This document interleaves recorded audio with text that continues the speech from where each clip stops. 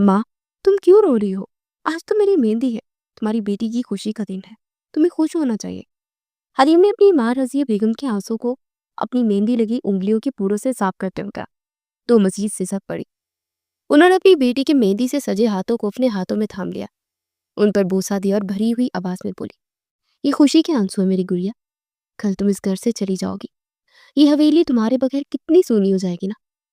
उनकी आवाज में मोहब्बत के साथ साथ एक अनजाना सा दुख भी था, जिसे हरीम बखूबी महसूस कर सकती थी। मेहंदी का फंक्शन खत्म हो चुका था और हवेली में फैला शोर अब खामोशी में बदल चुका था। हरीम अपने कमरे में बैठी थी। जर्द रंग की खूबसूरत लिबास में वो किसी परी से कम नहीं लग रही थी। उसके हाथ और पांव पर लगी मेहंदी की गहरी रंगत उसकी खूबसूरती को मजीद चार चांद लगा रही थी, मगर उसके दिल में उठने वाला तूफान उसके चेहरे के सुकून के बिल्कुल बरक्स था। वो अपनी माँ की मोहब्बत भरी बातों को सुन रही थी और दिल ही दिल में उनसे माफी भी मांग रही थी। वो जानती थी कि चंद घंटों बाद वो अपनी माँ का दिल तोड़ने वाली है, एक ऐसा जख्म देने वाली है जो शायद कभी न भर पाए, मगर वो मजबूर थी। अपनी माँ जैसी जिंदगी नहीं वो गुजारना चाहती थी। उसे अपनी माँ को सारी जिंदगी एक अनचाही बीवी के रूप में देखा था, जैसे उसके बाप ने कभी मोहब्बत और इज्जत नहीं दी थी। रजिया बेगम को भी उनके बाप ने दौलत के लालच में एक अमीर शख्स से ब्याह दिया था और आज तारीख खुद को दोहरा रही थी। रजिया बेगम कुछ देर उसके पास बैठी, उसे नसीहतें करती रही, उसे अपने ससुराल में इज्जत से रहने के गुर सिखाती रही और फिर उसके माथे पर प्यार करके वो अपने कमरे में चली गई। उनके जाने के बाद कमरे में एकदम जैसी खामोशी छा गई, एक ऐसी खामोशी जो कि हरीम के अंदर के शोर को मजीद बढ़ा गई थी। उसने घड़ी पर नजर डाली, रात गहरी हो चुकी थी। उसने एक लंबी सांस भरी और उठ खड़ी हुई। उसने अलमारी से अपने कपड़े निकाले और एक छोटे से बैग में पैक करना शुरू कर दिए। उसका दिल बुरी तरह धड़क रहा था, मगर उसके सामने शहरोज का चेहरा था, वो मोहब्बत भरा चेहरा जिसने उसे इन तमाम खौफ से लड़ने की हिम्मत दी थी। उस दीवार को फलांगते हुए से वो सारी दीवारें याद आई जो उसने अपनी पूरी जिंदगी में अपने इर्द गिर्द महसूस की थी। ये हवेली जहां वो पैदा हुई थी आज उसे कैद खाना लग रही थी। उसका खानदान शहर के मुअज्जिज लोगों में शुमार होता था, ना बहुत ज्यादा अमीर ना ही गरीब, मगर उनकी जिंदगी में शान शौकत और दिखावा बहुत था। हवेली के अंदर का माहौल बाहर की दुनिया से बिल्कुल मुख्तलिफ था। उसे बचपन से अपने बाप अनवर साहब का गुस्सा और अपनी माँ की बेबसी देखी थी। अनवर साहब ने रजिया बेगम से कभी मोहब्बत नहीं की, वो हर छोटी बड़ी बात पर उन्हें झिड़कते थे और हरीम ये सब देखती हुई बरी हुई थी। इस माहौल ने उसके अंदर से खुद एतमादी को खत्म कर दिया था। वो एक सहमी हुई डरी हुई लड़की थी जो हर किसी से बात करते हुए घबराती थी। यूनिवर्सिटी उसकी जिंदगी में ताज़ा हवा का झोंका बन कर आई थी। वहां उसे आज़ादी का एहसास हुआ, एक ऐसी दुनिया जहां उस पर कोई रोक टोक नहीं थी। यूनिवर्सिटी के दूसरे साल में उसकी मुलाकात शेरोज से हुई। शेरोज उसकी क्लास का सबसे हैंडसम और पुरएतमाद लड़का था। उसकी शख्सियत में एक अजीब सी कशिश थी। उसने जब पहली बार हरीम को देखा तो उसकी मासूमियत और खूबसूरती पर दिलहार बैठा। यह शायद कि महज एक दिखावा था। उसने हरीम को अपनी मोहब्बत के जाल में फंसा लिया, एक ऐसी लड़की जिसने कभी अपने बाप के मुंह से अपने लिए दो बोल मीठे भी नहीं सुने थे। शेरोज की मोहब्बत बड़ी बात है, उसके लिए किसी नेमत से कम नहीं थी। वो उसे इज्जत देता, उसकी तारीफ करता, उसे एहसास दिलाता कि वो दुनिया की सबसे खास लड़की है। हरीम ने अपनी जिंदगी के सबसे हसीन 3 साल उसके साथ गुजारे थे और वो उस पर अंधा एतमाद करने लगी थी। जब भी वो उससे शादी की बात करती वो कोई ना कोई बहाना बनाकर टाल देता। कभी कहता कि मेरे घर वाले नहीं मानेंगे, कभी कहता कि अभी मेरे पैरों पर मुझे खड़ा होना है। हरीम उसकी हर बात पर यकीन कर लेती क्योंकि वो उससे बेपनाह मोहब्बत करती थी। यूनिवर्सिटी खत्म होती अनवर साहब ने उसकी शादी शहर के एक अमीर तरीन खानदान में तय कर दी। उन्हें इस बात से कोई गर्ज नहीं थी कि लड़का कैसा है, उन्हें सिर्फ उसकी दौलत से ही मतलब था। हरीम पर जैसे क़यामत टूट पड़ी। उसने शेरोज को सब कुछ बताया। वो रोई, उसकी मिन्नतें की कि उसे यहाँ से ले जाए। शेरोज ने उसे तसल्ली दी और कहा कि तुम फिक्र ना करो, मैं कुछ करता हूँ। उसने हरीम से कहा कि तुम मेहंदी की रात घर से भागकर शहर के बाहर पुराने बस स्टॉप पर आ जाना, हम वहां से कहीं दूर चले जाएंगे और शादी कर लेंगे। हरीम के लिए फैसला करना आसान नहीं था, मगर एक तरफ उसकी माँ की तस्वीर थी जो एक नाकाम और बेबस जिंदगी गुजार रही थी और दूसरी तरफ شیروز کی محبت کے وعدے تھے۔ اسے اپنی ماں جیسی زندگی پر شیروز کے ساتھ ایک نئی زندگی کو ترجیح دی۔ اس نے اپنی ماں کی محبت، باپ کی عزت اور خاندان کی ساکھ سب کچھ داؤ پر لگا دیا تھا۔ اسے یقین تھا کہ شیروز اسے کبھی مایوس نہیں کرے گا۔ اس نے جو محبت اور عزت اسے ان 3 سالوں میں دی تھی وہ جھوٹی نہیں ہو سکتی تھی۔ وہ نہیں جانتی تھی کہ حقیقت اس کے تصور سے کہیں زیادہ بھیانک ہے۔ وہ نہیں جانتی تھی کہ شیروز محض اس کی خوبصورتی اور معصومیت کا فائدہ اٹھا رہا تھا۔ اس سے محبت کا دعویٰ صرف ایک فریب تھا۔ کپڑے بدل کر اور اپنا چھوٹا سا بیگ لے کر وہ دبے پاؤں کمرے سے باہر نکلی۔ حویلی میں ہر طرف اندھیرا اور سناٹا تھا۔ وہ بچتی بچاتی حویلی کی پچھلی دیوار تک پہنچی۔ دیوار کافی اونچی تھی، مگر اس وقت اس کے اندر ایک انجانی سی طاقت آ گئی تھی۔ اس نے ہمت کی اور دیوار پر چڑھنے لگی۔ اس کے ہاتھ پاؤں زخمی ہو گئے، مگر اسے اس وقت کسی چیز کی پرواہ نہیں تھی۔ وہ بس اس قید خانے سے آزاد ہونا چاہتی تھی۔ دیوار پھلانگ کر جب وہ دوسری طرف کچی زمین پر گری تو اس نے ایک لمحے کے لیے مڑ کر اس حویلی کو دیکھا جہاں اس نے اپنی زندگی کے 20 سال گزارے تھے۔ اس کی آنکھوں میں آنسو آ گئے، مگر انہیں صاف کر دیا اور رات کے اندھیرے میں وہ بھاگنا شروع کر دیا۔ اسی وعدے کی خاطر اپنی پوری زندگی داؤ پر لگا کر رات کے اندھیرے میں اس ویران سڑک پر بھاگ جا رہی تھی، اس انجانے مستقبل کی طرف جس کے بارے میں وہ کچھ نہیں جانتی تھی۔ اس کی مہندی لگے نرم و نازک پاؤں کینکروں سے زخمی ہو رہے تھے، لیکن اسے اس کی کوئی پرواہ نہیں تھی۔ اس کے ذہن پر صرف ایک ہی دھن سوار تھی، شیروز تک پہنچنا ہے۔ اسے اپنی سانسیں اکھڑتی ہوئی محسوس ہو رہی تھی، مگر وہ رکی نہیں۔ ہر اٹھنے والے قدم کے ساتھ اس کے دل میں امید کا ایک نیا دیا جل اٹھتا۔ پرانا بس اسٹاپ شہر سے کافی باہر تھا اور وہاں تک پہنچنے کا راستہ ویران اور خوفناک تھا۔ کتوں کے بھونکنے کی آوازیں رات کی خاموشی میں مزید دہشت پیدا کر رہی تھی۔ اسے ڈر لگ رہا تھا، بہت ڈر، مگر شیروز کی محبت کا یقین اس کے ہر خوف پر حاوی تھا۔ وہ خود کو تسلی دے رہی تھی کہ بس تھوڑی دیر کی بات ہے، پھر شیروز اس کے ساتھ ہوگا، ہمیشہ کے لیے۔ پھر اسے کسی چیز کا ڈر نہیں ہوگا اور وہ دونوں مل کر ایک نئی زندگی اور نئی دنیا بسائیں گے جہاں صرف محبت اور خوشیاں ہوں گی، جہاں اسے اپنے باپ کے غصے اور ماں کی بے بسی کا سامنا نہیں کرنا پڑے گا۔ تقریباً آدھے گھنٹے کی مسلسل دوڑنے کے بعد اسے دور سے بس اسٹاپ کی مدھم سی روشنی نظر آئی۔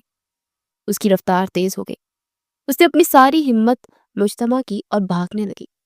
جب وہ بس اسٹاپ پر پہنچی تو بری طرح ہانپ رہی تھی۔ اس نے چاروں طرف نظریں دھرائی، وہاں کوئی نہیں تھا۔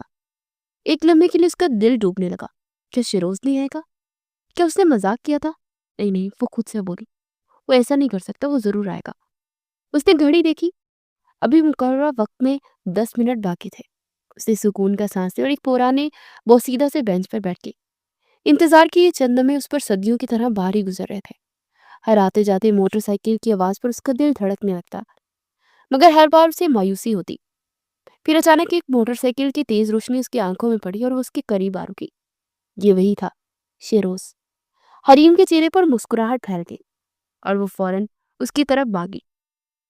شیروز نے ہیلمٹ اتارا اور اسے دیکھ کر حیران رہ گیا۔ اس کی نظریں حریم کے زرد لباس، اس کے ہاتھوں پر لگی مہندی اور اس کے ساتھ پڑے چھوٹے سے بیگ پر جمی تھی۔ تم اس حالت میں یہاں؟ اس کے لہجے میں محبت کی بجائے حیرت اور پریشانی تھی۔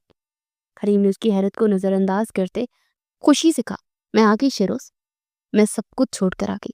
چلو اب ہم یہاں سے چلتے ہیں، میں شادی ہم کر لیں گے ہم۔ شیروز نے ایک قدم پیچھے ہٹایا اور ناقابل یقین نظروں سے اسے دیکھا۔ پاگل ہو گئی ہو تم؟ میں نے تمہیں سمجھایا تھا نا کہ اپنے ماں باپ کا فیصلہ قبول کر لو۔ میں نے تو بس تمہیں تسلی دینے کے لیے کہہ دیا تھا، مجھے کیا معلوم تھا کہ تم سچ میں گھر سے بھاگ آؤ گی۔ اس کے الفاظ حریم کے کانوں میں سیسے کی طرح پگھلنے لگے۔ اسے اپنے کانوں پر یقین نہ آیا۔ کیا مطلب؟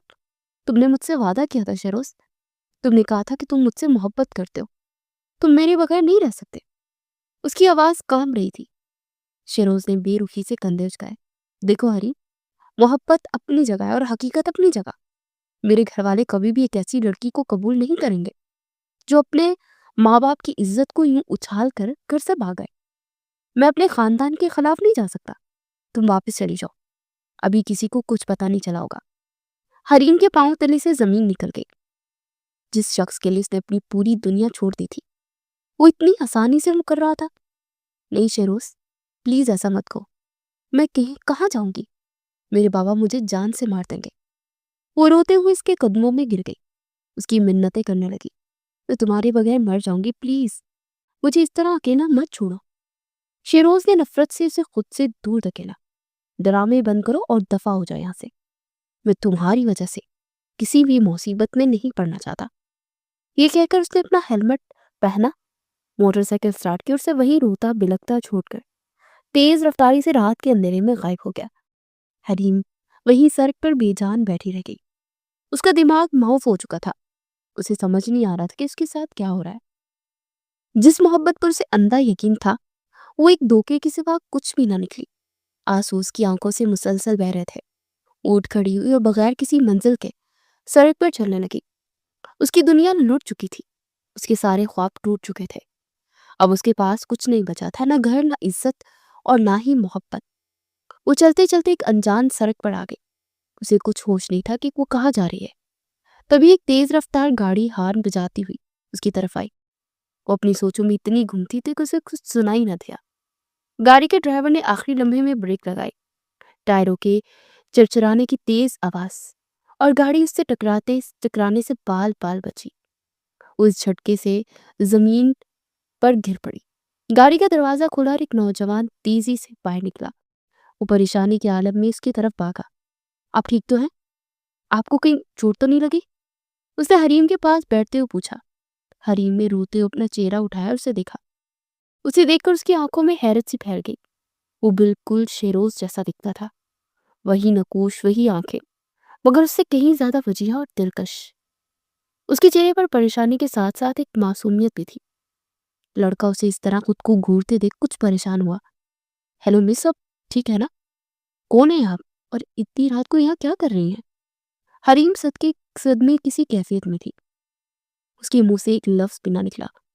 وہ اسے دیکھے جا رہی تھی۔ لڑکے نے گہری سانس بھری اور پھر شرارتی انداز میں مسکراتے اسے چھیڑنے کی کوشش کی۔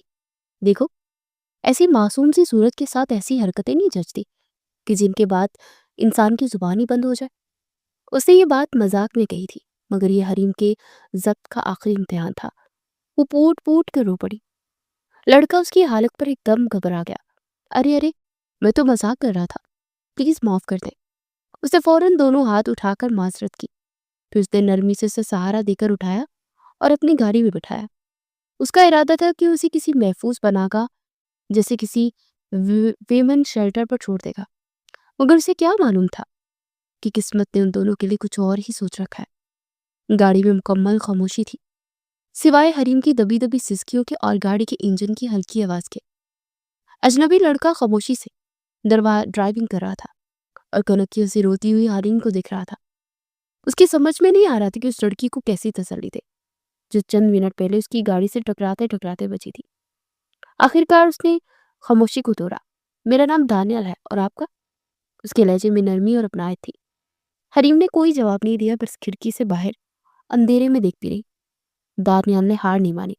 اچھا، نام نہیں بتانا تو نہ بتاؤ، ویسے بھی روتے ہوئے نام بتانا اچھا نہیں لگتا، آواز خراب ہو جاتی ہے۔ اس نے دوبارہ شرارت سے کہا۔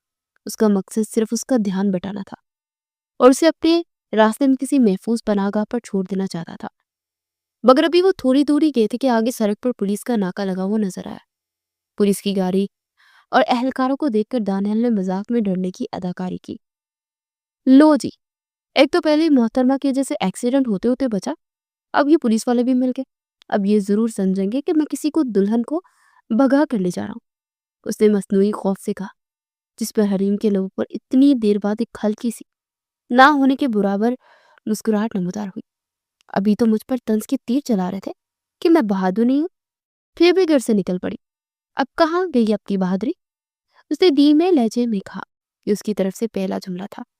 دانیال ایک لمحے کے لیے اس کی مسکراہٹ میں جیسے کھو سا گیا۔ وہ لڑکی جو روتے ہوئے بھی اتنی خوبصورت لگ رہی تھی، مسکراتے ہوئے تو قیامت ڈھا رہی تھی۔ اس نے خود کو سنبھالا اور ہلکا سا مسکراہٹ کے ساتھ آگے جا کر گاڑی روک دی۔ ایک پولیس اہلکار ان کی گاڑی کے پاس آیا اور ٹارچ کی روشنی ان دونوں کے چہرے پر ڈالی۔ کون ہو تم لوگ اور اتنی رات کو کہاں سے آ رہے ہو؟ اس کا لہجہ سخت اور مشکوک تھا۔ دانیال نے فوراً ایک کہانی گڑھ لی۔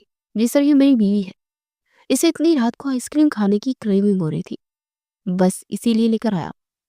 اس نے اتنے اعتماد سے کہا کہ ایک لمحے کو حریم کو بھی یقین نہیں آیا۔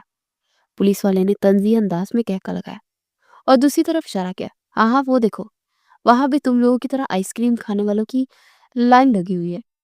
انہوں نے دیکھا تو تھوڑی دور کچھ اور لڑکے بھی لڑکیاں سر جھکائے کھڑے ہوئے تھے، شاید وہ بھی انہی کی طرح پکڑے گئے تھے۔ پولیس والے نے شک کی نظروں سے انہیں دیکھا، اچھا بیوی ہے تمہاری، نکاح نامہ ہے؟ دانیال کا دماغ گھوم گیا، اتنی رات کو نکاح نامہ لے کر کون گھومتا ہے جناب؟ وہ تھوڑا چڑ کر بولا۔ پولیس والے کا شک یقین میں بدل گیا، اوہو تو یہ بات ہے، چلو گاڑی سے باہر نکلو دونوں، میں دیکھتا تم دونوں کو نکاح نامہ۔ اس کے حکم پر انہیں وہ گاڑی سے باہر نکلنا پڑا اور حریم کا دل خوف سے دھڑک رہا تھا۔ اسے لگ رہا تھا کہ اب وہ پکڑی جائے گی اور اس کے گھر خبر پہنچ جائے گی۔ دانیال بھی پریشان تھا، اسے اندازہ ہو رہا تھا کہ اس کا مذاق مہنگا پڑنے والا ہے۔ پولیس والا اپنے ایک ساتھی کے ساتھ ایک رجسٹر اور ایک مولوی صاحب کو لے کر ان کے پاس آیا۔ دانیال اور حریم دونوں حیران تھے کہ یہ کیا ہو رہا ہے؟ بھئی جب تم دونوں میاں بیوی ہو تو دوبارہ نکاح کرنے میں کیا حرج ہے؟ چپ چاپ قبول ہے بولو، سائن کرو اور جاؤ یہاں سے، ورنہ صبح تک حوالات میں آئس کریم کھانا۔ پولیس والے نے دھمکی امیز لہجے میں کہا۔ وہ دونوں سکتے میں آئے ایک دوسرے کو دیکھ رہے تھے، ان کے پاس کوئی دوسرا راستہ نہیں تھا، اگر وہ انکار کرتے تو تھانے جانا پڑتا، گھر والوں کو بلایا جاتا اور حریم کی جو تھوڑی بہت عزت بچی تھی وہ بھی خاک میں مل جاتی۔ دانیال نے حریم کی طرف دیکھا، اس کی آنکھوں میں آنسو اور بے بسی تھی۔ اس نے ایک فیصلہ کیا، ٹھیک ہے ہمیں منظور ہے۔ اس نے بے بسی سے کہا۔ مولوی صاحب نے نکاح پڑھوانا شروع کیا۔ ان دونوں کے دماغ معاف تھے، نہ ہی کوئی لفظ سنائی دے رہا تھا اور نہ ہی کچھ سمجھ آ رہا تھا۔ چند ہی لمحوں میں چند گواہوں کی موجودگی میں سڑک کے کنارے پولیس کے ناکے پر ایک اجنبی لڑکے اور لڑکی کا نکاح ہو گیا۔ حریم جو اپنے محبوب کے ساتھ گھر بسانے کا خواب لے کر گھر سے بھاگی تھی، ایک ایسے شخص کی بیوی بن گئی جسے وہ جانتی تک نہیں تھی۔ نکاح کے بعد پولیس والے نے رجسٹر پر ان کے سائن لیے اور انہیں جانے کی اجازت دے دی۔ دانیال خاموشی سے لے کر اسے گاڑی میں بیٹھا اور گاڑی آگے بڑھا دی۔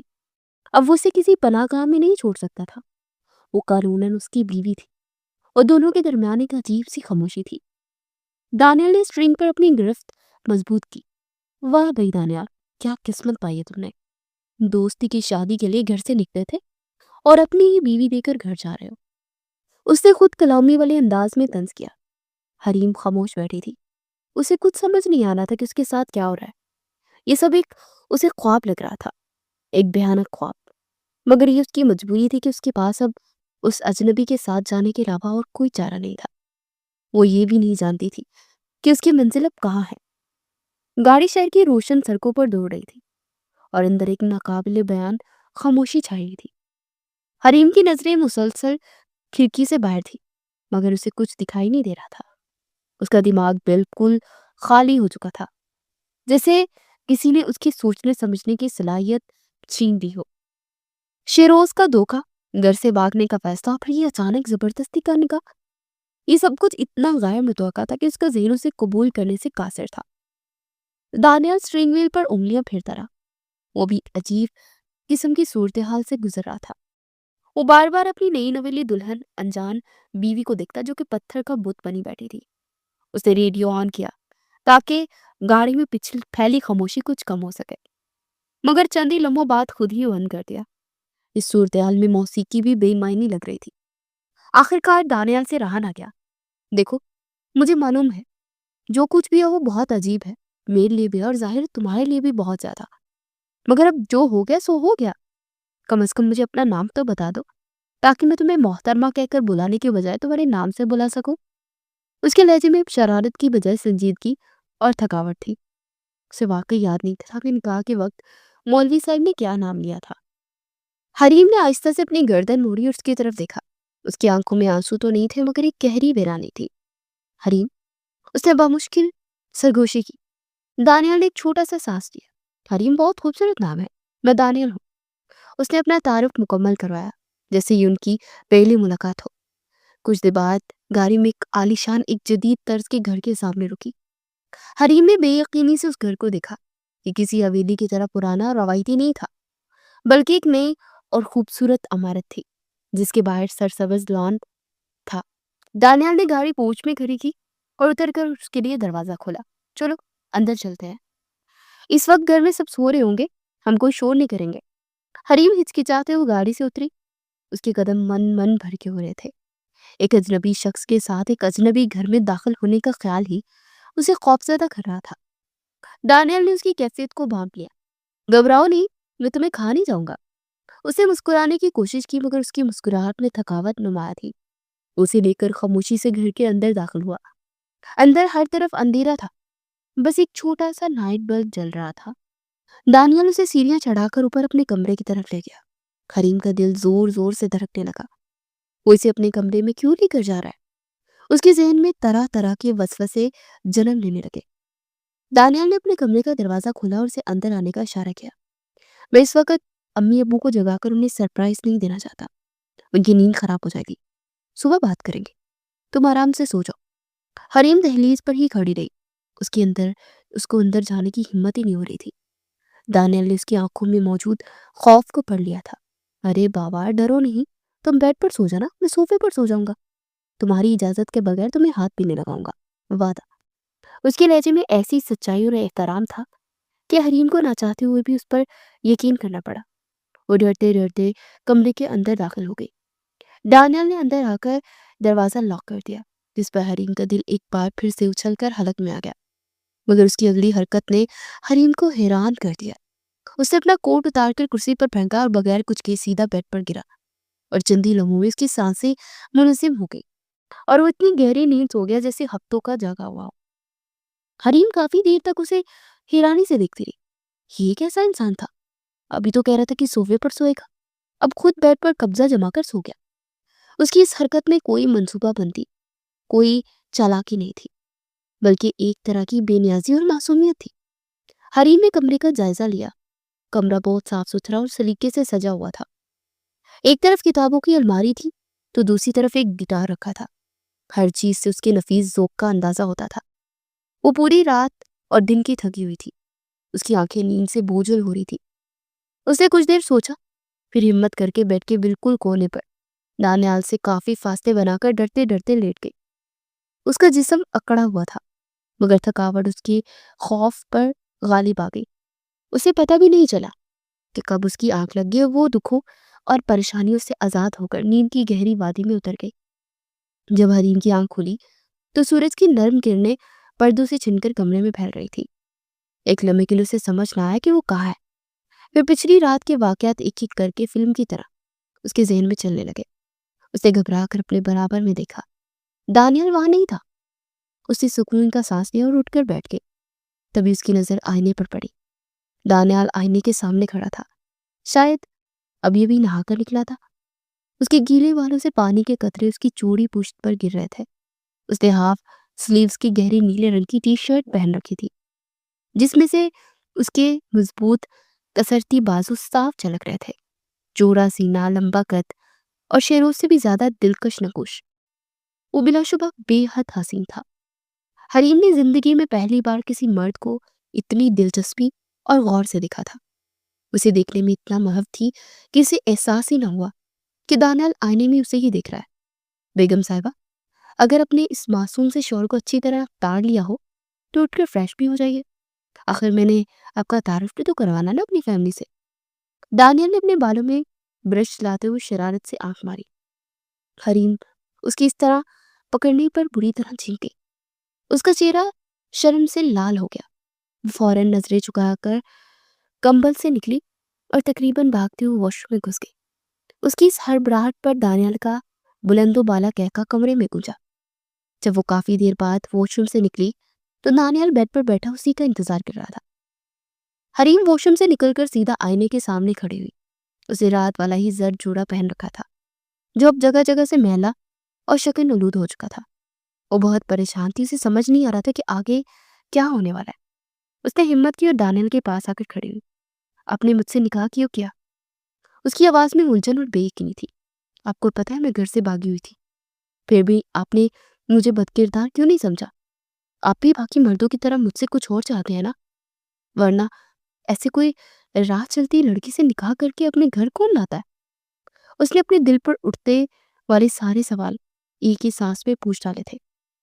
دانیال پہلے تو اس کے سوالوں پر حیران ہوا، پھر اس کے چہرے پر وہی شرارتی مسکراہٹ آ گئی۔ ارے بھلائی کا تو زمانہ ہی نہیں رہا، اب محترمہ مجھ پر بھی شک کر رہی ہے۔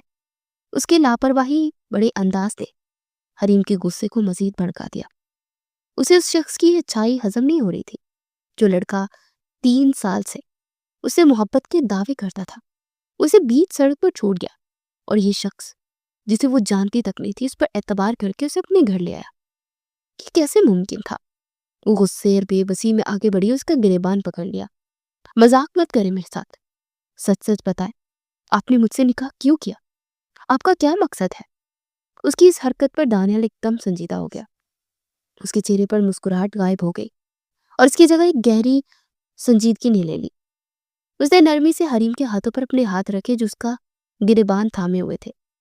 اس نے آہستہ سے اس کے ہاتھ نیچے کیے اور اس کے چہرے کے قریب اپنا چہرہ لے جا کر اس کی آنکھوں میں دیکھتے ہوئے سرگوشی کی۔ تمہاری معصومیت کی وجہ سے۔ حریم نے سانس روک کر اس کی طرف دیکھا۔ میں نے جب تمہیں سڑک کنارے دیکھا نا تو پوچھا تھا کہ تم کون ہو اور کیا تم بھاگ کر آئی ہو، تو تم نے مجھ سے جھوٹ نہیں بولا۔ تم چاہتی تو کوئی بھی بہانہ بنا سکتی تھی، کوئی بھی کہانی گھڑ سکتی تھی۔ اگر تم خاموش رہی، تمہاری اس خاموشی، تمہاری آنکھوں میں نے وہ سچائی اور معصومیت دیکھی ہے کہ تم پہلی نظر میں ہی میرا دل دھڑکا گئی۔ اور پھر اپنا اتنا ہینڈسم اور امیر لڑکا تمہارے سامنے تھا، اور تم نے رات کی اس پہر ویران سڑک پر مجھے اپنے جال میں پھنسانے کی ذرا بھی کوشش نہیں کی۔ اس آخری بات پر وہ پھر سے اپنی شرارت پر لوٹ آیا اور پھر سے آنکھ ماری۔ حریم اس کی قربت پر بری طرح گھبرا گئی تھی۔ اس کا دل اتنی زور سے دھڑکا کہ اسے اپنی دھڑکنیں صاف سنائی دے رہی تھی۔ اس نے کچھ کہنے کے لیے منہ کھولا ہی تھا کہ دانیال نے اپنی ایک انگلی اس کے لبوں پر رکھ دی۔ باقی کی تشویش بعد میں کر لینا، فی الحال میرے ساتھ نیچے چلو، میں نے اپنے گھر والوں کو بھی جواب دینا ہے۔ یہ کہہ کر وہ اس سے دور ہٹ کر کھڑا ہو گیا۔ حریم خاموش ہو گئی، اس کے پاس کہنے کو کچھ بھی نہیں بچا تھا۔ وہ چپ چاپ اس کے پیچھے چل پڑی۔ جب وہ دونوں سیڑھیاں اتر کر نیچے ڈائننگ ہال میں پہنچے تو ناشتے کی میز پر سب جمع تھے۔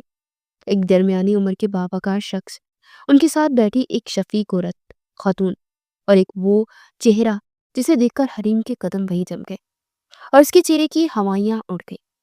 میز کی دوسری طرف وہی لڑکا بیٹھا تھا جس کی محبت میں اپنا سب کچھ لٹا کر گھر سے بھاگی تھی، شیروز کی آنکھوں میں بھی اسے یہاں دانیال کے ساتھ دیکھ کر شدید حیرت، نفرت اور خوف کے تاثرات ابھرے۔ دانیال کے والدین نے انہیں آتے دیکھا۔ دانیال بیٹا آگے تو، اور یہ کون ہے تمہارے ساتھ؟ اس کی والدہ سعدیہ بیگم نے محبت سے پوچھا۔ دانیال حریم کا ہاتھ تھام کر انہیں میز کے پاس لے آیا۔ امی ابو، یہ حریم ہے، نئی بیوی، اس نے پرسکون انداز میں اعلان کیا جیسے کوئی یہ معمولی بات ہو۔ اس کے والدین اور شیروز تینوں پر جیسے بم گرا۔ کیا بیوی؟ کب؟ کیسے؟ اس کے والد کمال صاحب نے حیرت اور غصے کی ملے جلے تاثرات سے پوچھا۔ دانیال نے انہیں سب کچھ بتا دیا کہ کس طرح رات کو پولیس والوں نے ناکے پر روکا اور بے سہارا سمجھ کر زبردستی ان کا نکاح کروا دیا۔ اسے بہت صفائی سے حریم کے گھر سے بھاگنے والی بات چھپا لی اور یہ ظاہر کیا کہ وہ کسی مصیبت میں تھی، اور دانیال نے اس کی مدد کرنے کی کوشش کی، جس کی پاداش میں پولیس نے ان کا نکاح کروا دیا۔ ساری بات سن کر سعدیہ بیگم اپنی جگہ سے اٹھی اور حریم کے پاس آئی۔ انہوں نے محبت سے اس کے سر پر ہاتھ پھیرا اور اس کا ماتھا چوما۔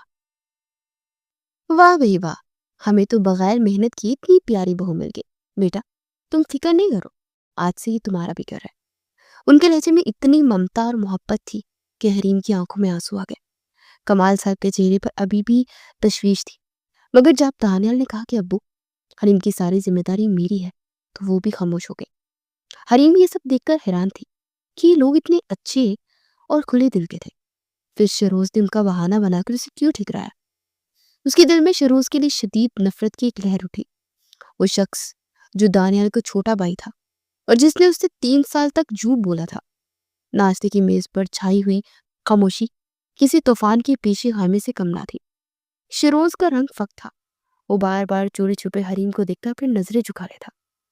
سعدیہ بیگم نے اس کی عادت باندھ لی۔ شیروز بیٹا خاموش کیوں بیٹھے ہو؟ اپنی بھابھی کو سلام تو کرو۔ ان کے کہنے پر شیروز نے بمشکل نظریں اٹھائی۔ سلام بھابھی۔ اس کی آواز کسی گہری کھائی سے آتی ہوئی محسوس ہوئی۔ حریم نے اس کے سلام کا کوئی جواب نہیں دیا، بس نفرت بھری نظروں سے اسے گھورتی رہی۔ دانیال دونوں کے درمیان چلنے والی اس انجانی کشیدگی کو محسوس کر رہا تھا۔ کیا ہوا ہے شروز؟ بھوت دیکھ لیا کیا؟ بھابھی ہے تمہاری، کوئی اجنبی نہیں ہے؟ اس نے اپنے مخصوص شرارتی انداز میں بھائی کو چھیڑا، مگر اس کی آنکھیں شیروز کے چہرے کا جائزہ لے رہی تھی۔ شیروز نے زبردستی مسکرانے کی کوشش کی۔ نہیں بھائی، وہ بس اچانک بھابھی کو دیکھ کر میں حیران رہ گیا تھا۔ آپ نے پہلے کبھی بتائی نہیں نا؟ اس نے فوراً بات بنائی۔ اس سے پہلے کہ بات مزید بڑھتی، کمال صاحب نے مداخلت کی۔ چلو چلو، ناشتہ ٹھنڈا ہو رہا ہے۔ دانیال، تم آج آفس نہیں جاؤ گے؟ انہوں نے موضوع بدلنے کی کوشش کی۔ نہیں ابو، آج میں چھٹی پر ہوں، مجھے حریم کو ان کے گھر لے کر جانا ہے، ان کے والدین سے ملنا بھی ہے نا، اور انہیں ساری صورتحال بھی بتانی ہے، اور یہ میرا فرض ہے۔ دانیال نے پرسکون مگر مضبوط لہجے میں جواب دیا۔ یہ سن کر حریم کا دل تھک سے رہ گیا۔ اسے اپنے باپ کے غصے کا اندازہ تھا۔ وہ اس طوفان کا سامنا کرنے کے لیے بالکل تیار نہیں تھی۔ ناشتے کے بعد دانیال اسے ساتھ چلنے کا اشارہ کرنے لگا۔ گاڑی میں بیٹھتے حریم نے گھبراتے ہوئے اس سے پوچھا، دانیال، آپ نے بتایا نہیں کہ شیروز صاحب کا بھائی ہے؟ دانیال نے گاڑی سٹارٹ کرتے ہوئے حیرت سے اسے دیکھا۔ تم شیروز کو جانتی ہو؟ کیسے؟ اس نے تو ایسا نہیں بتایا، حالانکہ اس کا صبح رد عمل بہت عجیب تھا۔ حریم نے فوراً نظریں چرائی۔ نہیں، بس یونیورسٹی میں دیکھا تھا شاید، وہ ایک ہی یونیورسٹی میں تھے نا۔ اس نے جھوٹ بولا۔ وہ ابھی دانیال کی ساری حقیقت بتانے کی ہمت نہیں کر پا رہی تھی۔ دانیال نے اس کی بات پر سر ہلایا مگر خاموش ہو گیا۔ پریشان مت ہو، میں ہوں نا تمہارے ساتھ، میں تمہارے بابا سے خود بات کروں گا، سب ٹھیک ہو جائے گا۔ دانیال نے اس کے ہاتھ پر اپنے ہاتھ رکھتے اسے تسلی دی۔ اس کے لمس میں اتنی اپنائیت اور تحفظ کا احساس تھا کہ حریم کے اندر تھوڑی سی ہمت پیدا ہوئی۔ جب ان کی گاڑی حویلی کے بڑے سے گیٹ کے سامنے رکی تو حریم کا دل ڈوبنے لگا۔ یہی وہ جگہ تھی جہاں سے وہ کل رات اپنی پوری زندگی کو داؤ پر لگا کر بھاگی تھی۔ دانیال نے گارڈ کو اپنا تعارف کروایا اور اندر داخل ہو گئے۔ انور صاحب لان میں ہی ٹہل رہے تھے۔ حریم کو ایک اجنبی لڑکے کے ساتھ گاڑی سے اترتے دیکھ ان کی آنکھوں میں خون اتر آیا۔ تو آ گئی تم، اور اس کے ساتھ یہی تھا وہ شخص جس کے لیے تم نے ہماری عزت کو خاک میں ملا دیا؟ وہ غصے سے دہاڑتے ان کی طرف بڑھے۔ حریم خوف سے کانپنے لگی۔ چچا جی، آپ غلط سمجھ رہے ہیں، برائے مہربانی میری بات سن لیں۔ دانیال نے بہت احترام سے آگے بڑھ کر کچھ کہنا چاہا۔ کیا سنوں میں تمہاری بات؟ سب کچھ تو میری آنکھوں کے سامنے ہے۔ نکل جاؤ یہاں سے، دونوں کے دونوں، ورنہ مجھ سے برا کوئی نہیں ہوگا۔ انور صاحب کا غصہ آسمان کو چھو رہا تھا۔ حریم روتے اپنے باپ کے قدموں میں گر پڑی۔ بابا، مجھے معاف کر دے، مجھ سے بہت بڑی غلطی ہو گئی بابا۔ انور صاحب نے نفرت سے اسے جھٹک دیا۔ معافی؟ کس بات کی معافی؟ تم میرے لیے اسی دن مر گئی تھی جس دن تم نے اس حویلی کی دیوار پھلانگی تھی۔ آج سے میرا اور تمہارا کوئی رشتہ نہیں۔ دفع ہو جاؤ تم یہاں سے، اور دوبارہ مجھے اپنی یہ منحوس صورت مت دکھانا۔ دانیال کو اندازہ ہو گیا تھا کہ ان کی نرمی سے بات کرنا بیکار ہے، اور اس نے آگے بڑھ کر حریم کو سہارا دے کر اٹھایا۔ دیکھیے انکل، میں مانتا ہوں کہ حریم نے غلطی کی ہے، لیکن جو آپ سوچ رہے ہیں نا، ویسا کچھ نہیں۔ ویسے بگا کر نہیں لایا، حالات کچھ ایسے بن گئے تھے کہ مجھے اس سے نکاح کرنا پڑا۔ اس نے مختصراً پولیس والے واقعے کو دہرایا، مگر انور صاحب پر کسی بات کا کوئی اثر نہیں ہوا۔ وہ اپنی بیٹی کی شکل تک دیکھنے کو تیار نہیں تھے۔ جب ہر طرف سے مایوسی ہوگی تو دانیال نے حریم کا ہاتھ تھاما۔ چلو حریم، یہاں تمہارے لیے کوئی جگہ ہی نہیں ہے، تو یہاں رکنے کا کوئی فائدہ ہی نہیں۔ اسے لے کر واپس گاڑی کی طرف پڑا۔ حریم روتے ہوئے بار بار مڑ کر اپنے باپ کو دیکھ رہی تھی، اس امید پر کہ شاید اسے ایک بار پکار لے، مگر ایسا نہیں ہوا۔ واپسی کا سارا راستہ حریم روتی رہی۔ اس کا گھر، اس کا خاندان، سب کچھ اس سے چھن چکا تھا۔ دانیال خاموشی سے گاڑی چلاتا رہا۔ گھر پہنچ کر جب وہ اسے کمرے میں لے کر آیا تو وہ بالکل نڈھال ہو چکی تھی۔ دانیال نے اسے پانی کا گلاس دیا۔ حریم، خود کو سنبھالو، جو ہونا تھا وہ ہو گیا، اب رونے سے کچھ واپس نہیں آئے گا۔ اس کے لہجے میں بے پناہ نرمی تھی۔ سب ختم ہو گیا دانیال، میرے پاس اب کچھ نہیں بچا، وہ سسکتے ہوئے کہنے لگی۔ دانیال اس کے پاس بیڈ پر بیٹھ گیا۔ ایسا کیوں کہتی ہو؟ میں ہوں نا، اور آج سے میرا گھر ہی تمہارا گھر ہے، میری فیملی ہی تمہاری فیملی ہے، تم یہاں بالکل اکیلی نہیں ہو۔ دانیال کے الفاظ میں ایسی سچائی اور اپنائیت تھی کہ حریم کے آنسوں میں ٹھہرا ہوا گیا۔ اس نے پہلی بار اس شخص کو دیکھا جو اس کا شوہر تھا، مگر اس کے لیے ایک مکمل اجنبی تھا، ایک ایسا اجنبی جو اس کے ٹوٹے ہوئے وجود کو سہارا دینے کی کوشش کر رہا تھا۔ دانیال نے اس کی خاموشی کو دیکھتے ہوئے بات بدلی، چلو اب یہ رونے دھونے کا سیشن ختم کرتا ہے، مجھے بھوک لگ رہی ہے اور مجھے یقین ہے تمہیں بھی لگی ہوگی۔ اس نے اٹھتے ہوئے شرارت سے کہا، میں ابھی امی سے کہہ کر تمہارے لیے کچھ مزیدار سا بنواتا ہوں، آخرکار گھر میں نہیں بہو آئی ہے۔ نہیں، آپ تکلیف نہ کریں، حریم نے آہستہ سے کہا۔ ارے تکلیف کہتی، تم اس گھر کی ملکہ ہو، اب جو حکم کرو گی وہی ہوگا۔ اس نے مسکرا کر کہا، وہ کمرے سے باہر چلا گیا۔ حریم اسے جاتا دیکھتی رہی۔ اس شخص کا انداز اتنا بے تکلف و احترام بھرا تھا کہ وہ ناچاہتی بھی اس سے متاثر ہو رہی تھی۔ اس نے اپنے آنسو پونچھے اور ہمت کر کے بستر سے اٹھی۔ تھوڑی دیر بعد دانیال خود ہی ہاتھوں میں ٹرے سجائے کمرے میں داخل ہوا۔ سعدیہ بیگم نے اس کے لیے مزیدار کھانا بھجوایا تھا۔ دانیال نے زبردستی اسے اپنے ہاتھ سے چند نوالے کھلائے۔ اس کی محبت اور خیال رکھنے والے انداز نے حریم کے دل پر گہرا اثر چھوڑا۔ وہ سارا دن اس کے ساتھ رہا، اس سے باتیں کرتا رہا، اسے ہنسانے کی کوشش کرتا رہا تاکہ وہ اپنے باپ کا رویے اور اپنے دکھ کو بھول جائے۔ شام کو دانیال کو آفس سے کوئی ضروری کال آئی اور اسے تھوڑی دیر کے لیے گھر سے جانا پڑا۔ میرے ایک دوست کی ایمرجنسی ہے، میں بس 1 گھنٹے میں واپس آ جاؤں گا، تم دروازہ بند کر لینا اور آرام کرنا۔ وہ اسے تاکید کر کر چلا گیا۔ اس کے جانے کے بعد حریم کو کمرے میں اکیلے ڈر لگنے لگا۔ اس نے دروازہ اندر سے لاک کر لیا اور بستر پر لیٹ کر آج ہونے والے واقعات کے بارے میں سوچنے لگی۔ ابھی اسے لیٹے ہوئے تھوڑی دیر ہی ہوئی تھی کہ دروازے پر دستک ہوئی۔ کون ہے؟ اس نے گھبرا کر پوچھا۔ بھابھی، میں ہوں، شہروز، دروازہ کھولے۔ باہر سے شہروز کی آواز آئی۔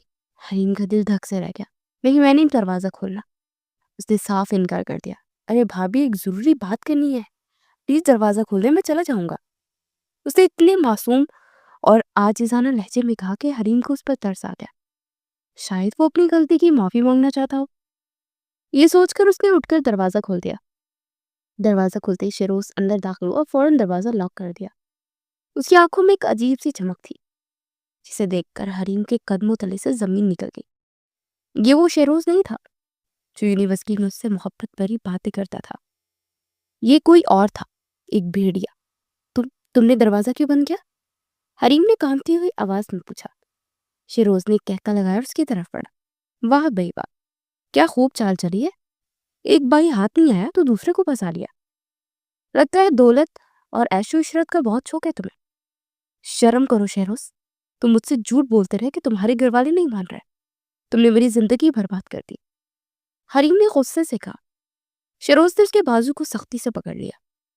میں نے تو تم سے کبھی فائدہ اٹھانے کا سوچا بھی نہیں تھا، میں تو بس تمہاری معصومیت سے کھیل رہا تھا، مگر اب جب تم خود چل کر اس دولت کی خاطر اس گھر میں آ گئی تو میرا بھی حق بنتا ہے نا کہ تمہاری اس خوبصورت جسم سے تھوڑا سا فائدہ میں بھی اٹھاؤں۔ پچھلے 3 سال جو میں نے نہیں کیا وہ اب کروں گا۔ اس کی بات پوری ہوتے ہی زناٹے دار تھپڑ اس کے منہ پر پڑا۔ خبردار جو مجھے ہاتھ بھی لگایا، میں تمہاری بھابھی ہوں۔ حریم غصے سے چیخی۔ شہروز نے اپنا گال سہلایا، اس کی آنکھوں میں وحشت ناچ رہی تھی۔ اس نے زبردستی اسے اپنی طرف کھینچا۔ بھابھی؟ کون سی بھابھی؟ سرک کر سے اٹھا کر لائی ہوئی لڑکی بھابھی نہیں ہوتی۔ وہ زبردستی اس کے ساتھ زیادتی کرنے کی کوشش کرنے لگا۔ حریم بے بسی سے اس کی منتیں کرنے لگی۔ خدا کے لیے شہروز، چھوڑ دو مجھے، کچھ تو لحاظ کرو، میں اب تمہارے بھائی کی عزت ہوں۔ تبھی شہروز کے موبائل پر کال آئی۔ وہ کال بہت ضروری تھی۔ اس نے غصے سے حریم کو دھکا دیا اور اسے دھمکی دی۔ آج تو تم بچ گئی ہو، لیکن یاد رکھنا میں پھر آؤں گا، اور جب تک تم یہ گھر چھوڑ کر چلی نہیں جاتی تمہارے ساتھ یہی کرتا رہوں گا۔ وہ بھول کر بھی بھائی کو کچھ بتانے کی کوشش مت کرنا، وہ تم جیسی بد کردار لڑکی پر کبھی یقین نہیں کرے گا۔ وہ مجھ پر جان چھڑکتا ہے، ہو سکتا ہے کہ وہ اپنے معصوم بھائی پر الزام لگانے کی وجہ سے خود ہی تمہیں گھر سے نکال دے۔ اس نے معصوم کے لفظ پر زور دیتے ہوئے خباثت سے آنکھ ماری اور دروازہ کھول کر باہر نکل گیا۔ حریم وہی فرش پر گر کر پوٹ پوٹ کر رو پڑی۔ اس کا آخری سہارا بھی خوفناک خواب میں بدل چکا تھا۔ جب دانیال واپس آیا تو کمرے کا دروازہ کھلا دیکھ کر اسے حیرت ہوئی۔ وہ اندر داخل ہوا تو حریم کو فرش پر سمٹے ہوئے پایا۔ وہ سسکیاں لیتے ہوئے پایا۔ اس کے بال بکھرے ہوئے تھے اور چہرہ آنسوؤں سے تر تھا۔ حریم، کیا ہوا؟ تم ٹھیک تو ہو؟ تم اس طرح فرش پر کیوں بیٹھی ہو؟ وہ بھاگ کر اس کے پاس آئے اور اسے سہارا دے کر اٹھایا۔ حریم اس کے سینے سے لگ کر پوٹ پوٹ کر رو پڑی۔ وہ اتنا ڈر گئی تھی کہ اس کے منہ سے الفاظ ہی نہیں نکل رہے تھے۔ کسی نے کچھ کہا ہے تمہیں؟ امی نے، ابو نے، یہ شہروز نے؟ دانیال نے اس کا چہرہ اپنے ہاتھوں میں لیتے ہوئے پوچھا۔ اس کی آنکھوں میں شدید پریشانی اور غصہ تھا۔ شہروز کا نام سنتے حریم کو اس کی دھمکی یاد آ گئی۔ وہ تم جیسی بدکردار لڑکی پر کبھی یقین نہیں کرے گا۔ یہ الفاظ اس کے کانوں میں گونجنے لگے۔ اسے فوراً خود کو سنبھالا اور نفی میں سر ہلایا۔ نہیں نہیں، کسی نے کچھ نہیں کہا، بس مجھے بابا کی بہت یاد آ رہی تھی۔ میں بہت اکیلا محسوس کر رہی تھی۔ اسے بمشکل ایک بہانہ تراشا۔ دانیال نے گہری سانس لی۔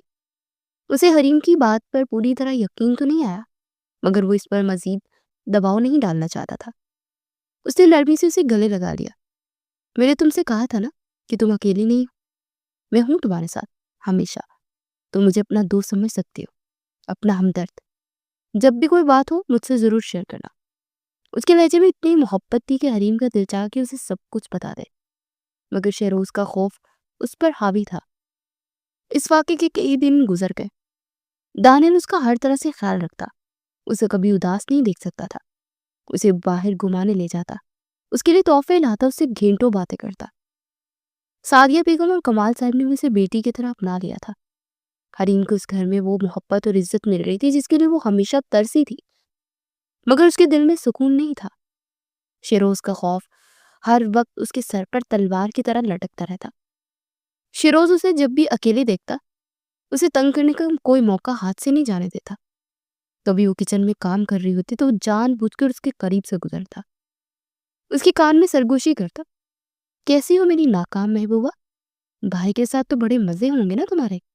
کبھی وہ لان میں بیٹھی ہوتی تو اسے گھورتا رہتا اور گندی مسکراہٹیں پاس کرتا۔ اس نے حریم کے دماغ میں یہ خوف بٹھا دیا تھا کہ اگر اس نے دانیال کو کچھ بھی بتایا تو وہ اسے ہی غلط سمجھے گا اور گھر سے نکال دے گا۔ وہ بار بار سے جتاتا کہ دانیال اپنے بھائی پر اندھا اعتبار کرتا ہے اور وہ ایک ایسی لڑکی ہے جسے وہ سڑک سے اٹھا کر لایا۔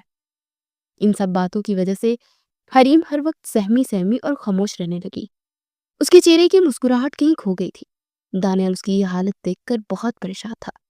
اسے احساس ہو رہا تھا کہ کوئی تو بات ہے جو حریم اس سے چھپا رہی ہے، مگر وہ اسے خریدنے پر ہمیشہ ٹال دیتی۔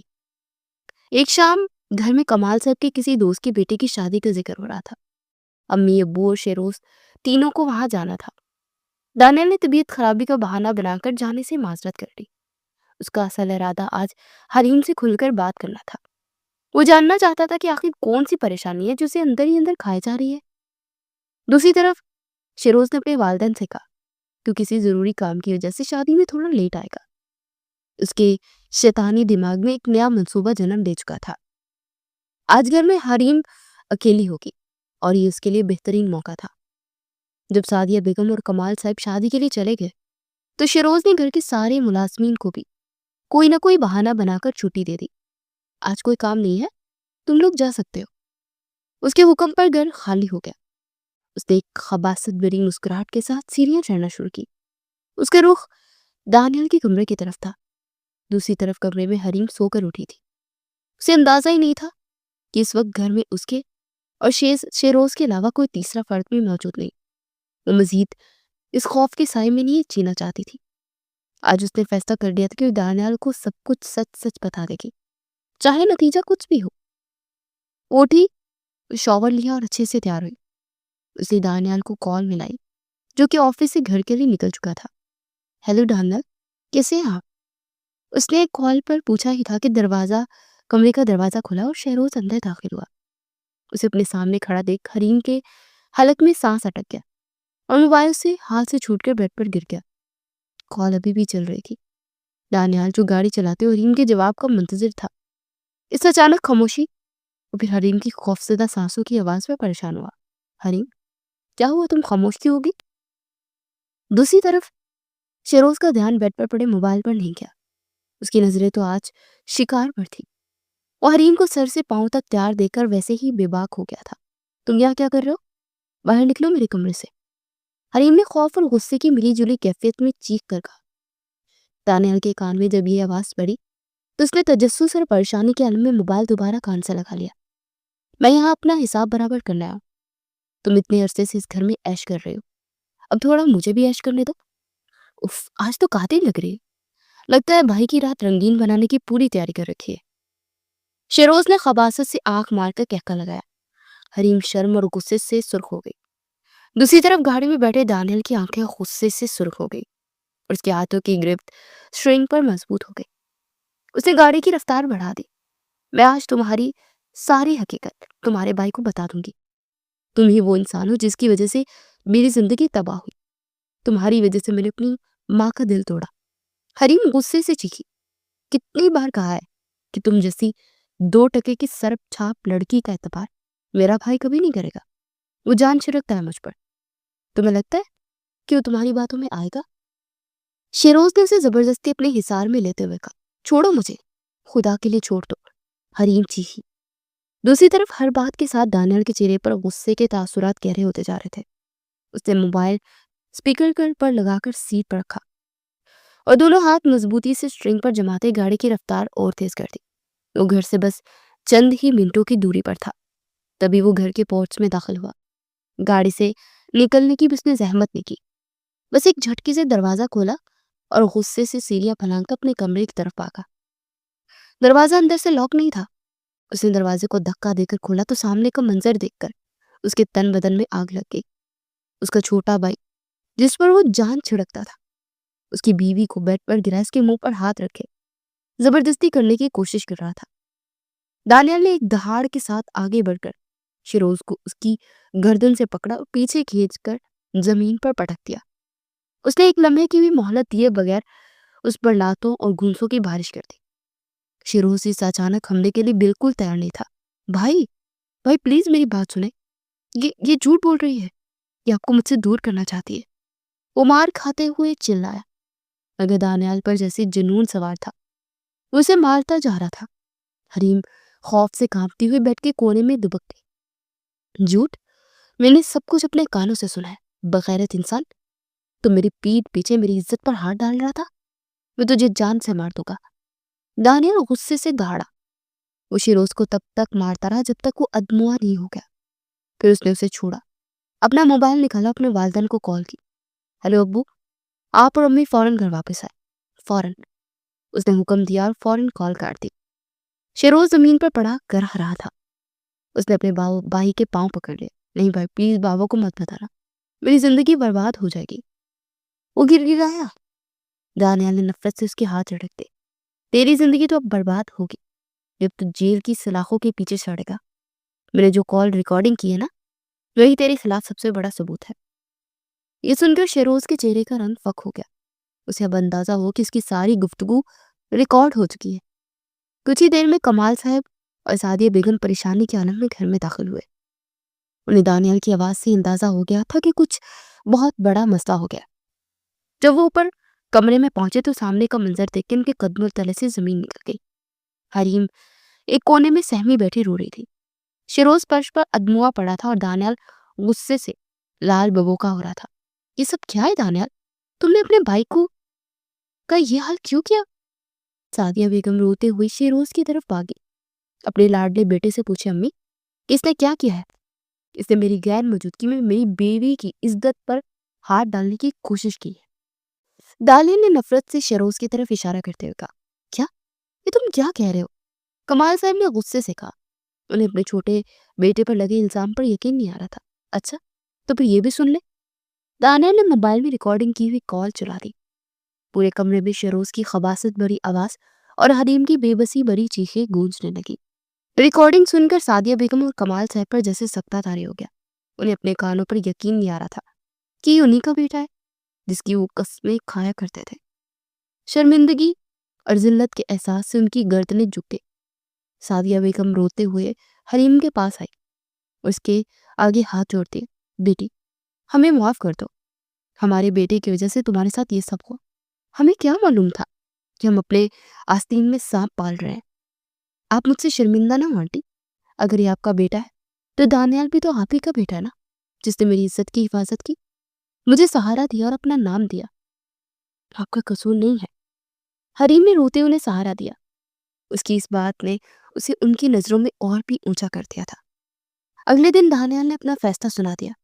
ہم اس گھر میں مزید نہیں رہیں گے۔ اس نے اپنے والدین سے کہا۔ بہت کوششوں کے باوجود جب وہ نہ مانا تو انہیں خاموش ہونا پڑا۔ دانیال حریم کو لے کر دوسرے شہر میں ایک نئے گھر میں منتقل ہو گیا۔ وہ اپنے والدین سے ناراض نہیں تھا، مگر وہ حریم کو اس ماحول سے دور لے جانا چاہتا تھا جہاں اس کے ساتھ اتنا بھیانک واقعہ پیش آیا تھا۔ کمال صاحب اور سعدیہ بیگم ہر ہفتے ان سے ملنے آتے، مگر وہ واپس جانے کے لیے تیار نہیں ہوا۔ کئی مہینے گزر گئے۔ ایک روز دانیال کے نام پر ایک خط آیا۔ یہ شیروز کی طرف سے تھا۔ اس نے لکھا تھا، بھائی، مجھے معلوم ہے میں معافی کے لائق نہیں ہوں۔ میں نے آپ دونوں کے ساتھ جو کیا اس کی سزا مجھے ملنی چاہیے۔ آپ لوگ حویلی واپس آ جائیں۔ وہ گھر، وہ رشتے، ان سب پر آپ کا حق ہے۔ میرے گناہوں کی سزا آپ کیوں بھگتے؟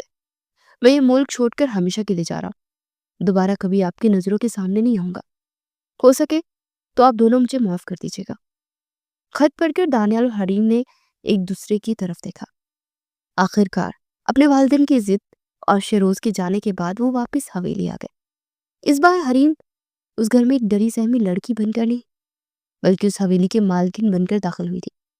دانیال نے اسے بے پناہ محبت اور عزت دی۔ اس نے حریم کے اندر سے اس کے سارے خوف نکال دیے اور اسے دوبارہ سے جینا سکھایا۔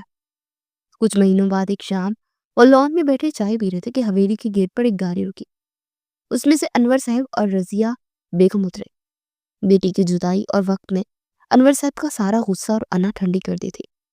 انہیں اپنے لالچ اور غلط فیصلے پر شدید شرمندگی تھی۔ وہ روتے اپنی بیٹی کے پاس آئے۔ مجھے معاف کر دے میری بچی، میں اندھا ہو گیا تھا دولت کے لالچ میں۔ میں تیری شادی نہیں، تیرا سودا کرنے جا رہا تھا۔ مجھ سے بڑا گناہ گار کوئی نہیں ہے۔ انہوں نے روتے ہوئے حریم کے سر پر ہاتھ رکھا۔ حریم نے اپنے باپ کو پہلی بار اس طرح ٹوٹے ہوئے دیکھا تھا۔ اس نے آگے بڑھ کر انہیں گلے لگا لیا۔ بابا پلیز ایسا نہ کہیں، آپ میرے باپ ہیں۔ رضیہ بیگم بھی اپنی بیٹی سے لپٹ کر رو رہی تھی۔ دانیال نے جب اپنی سسر کی خالص نیت اور شرمندگی دیکھی تو اس کا دل بھی نرم پڑ گیا۔ اس نے نہ صرف انہیں معاف کیا بلکہ ان کے ڈوبتے ہوئے بزنس کو بھی سہارا دینے میں ان کی مدد کی۔ آج حریم اس گھر میں خوش و خرم زندگی گزار رہی تھی۔ اسے وہ سب کچھ مل گیا تھا جس کا اس نے کبھی خواب میں بھی نہیں دیکھا تھا۔ ایک محبت کرنے والا شوہر، عزت دینے والے سسرالی اور معافی مانگنے والے والدین۔ اس نے سیکھا تھا کہ زندگی کبھی کبھی آپ سے سب کچھ چھین کر آپ کو اس سے کہیں بہتر عطا کر دیتی ہے۔ اس کی محبت کی کہانی کا آغاز دھوکے اور اذیت سے ہوا تھا، مگر اس کا انجام بے پناہ محبت، عزت اور خوشیوں پر ہوا تھا۔ وہ اور دانیال ہمیشہ کے لیے ایک دوسرے کا ہاتھ تھامے، ایک دوسرے کی محبت میں گرفتار، اپنی خوشیوں بھری دنیا میں مگن ہو گئے۔